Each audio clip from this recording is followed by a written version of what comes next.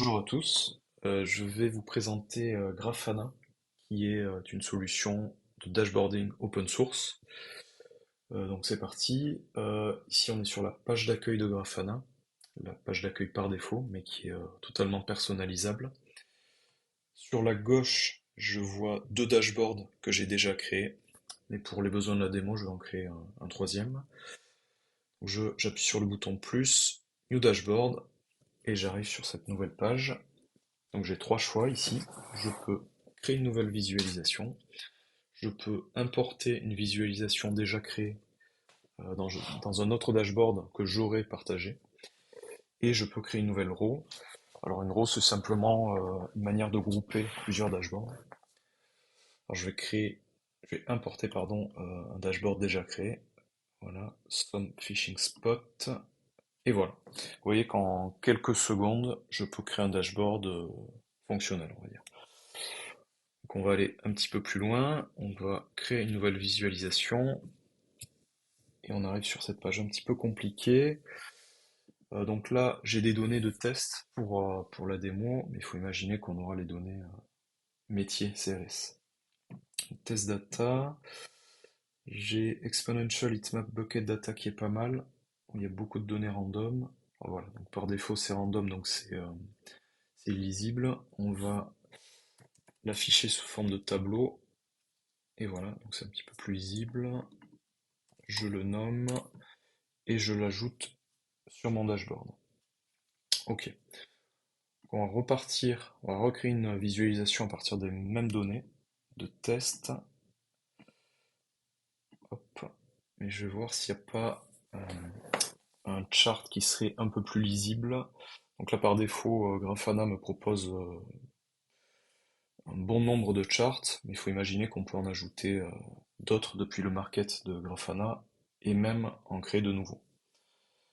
Voilà, donc je pense que PyChart ça peut être pas mal. Ok. Donc il y a les couleurs qui vont peut-être pas. Donc par défaut j'ai un truc qui s'appelle Classic Palette, mais il y a d'autres palettes et surtout on pourrait avoir notre propre palette et éventuellement la faire matcher avec le thème de Grafana. Voilà, donc là pour la démo je vais rester sur la palette classique, mais c'est possible. Là je le nomme son chart et je l'ajoute. Là je commence à avoir pas mal de visualisations. Je vais les grouper dans une row. Et voilà, je peux nommer ma row. Voilà. Et je vais créer une dernière visualisation à partir des mêmes données de test. Test data, exponential heatmap. J'ai aussi l'onglet suggestion. Donc là, c'est une visualisation de toutes les visualisations qu'on me propose, qui iraient bien avec ce type de données. Là, je regarde et je vois que les jauges, ça serait pas mal pour ce type de données. Voilà, donc peut-être plus lisible que la time series.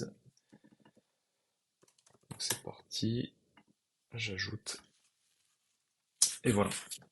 Donc vous voyez qu'en quelques minutes, j'ai un dashboard qui est fonctionnel, du moment que j'ai une source de données qui est déjà configurée. Et voilà, ça se fait assez simplement. Euh, et donc je n'oublie pas de sauvegarder mon dashboard à chaque fois. Dashboard 03. Voilà. Je vais vous montrer aussi un autre dashboard que j'avais fait. Donc depuis la barre de recherche, je peux lister tous les dashboards. Dashboard 01.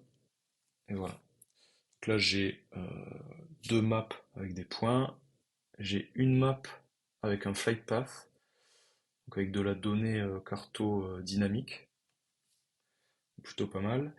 Et j'ai différents types de graphes, donc un graphique, un pie chart, un heatmap, et voilà.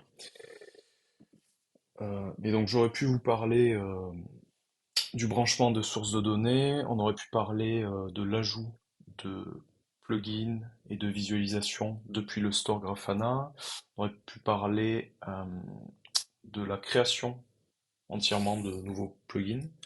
On aurait pu parler du theming. Et voilà, là je me suis restreint à l'utilisation de base de Grafana et de l'expérience utilisateur.